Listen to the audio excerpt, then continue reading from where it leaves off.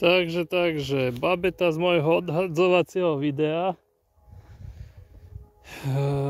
je na predaj. Od toho videa najazdila asi 70 km. Dá sa povedať, že táto babeta je uloženka, lebo má najazdených iba 2399 km. No a stav je akože, teraz je teda v stave nečistenom, neleštenom, ale je to uloženka. Proste parádny stav. Ona bola málo jazdená, dlho odstavená a teda som ju rozjazdil.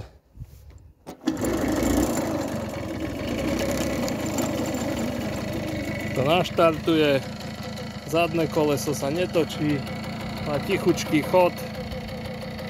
Fakt, že tichučký chod, parádny voľnobeh, samozrejme svetla svietia,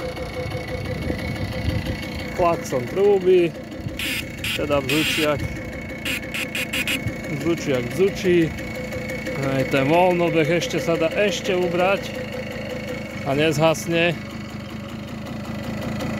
proste paráda. Dvojku radí pekne, maximálku má nejakých 40, možno 45. To už je asi príliš nízky voľnobeh. No a tak, predávam ho.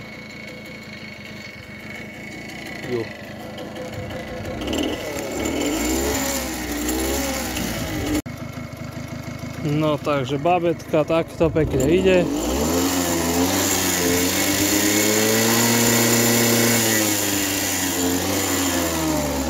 Takto pekne ide, zhasnem,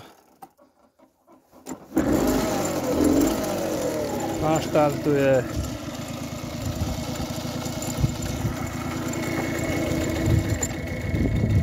zabrzdím a koleso sa netočí.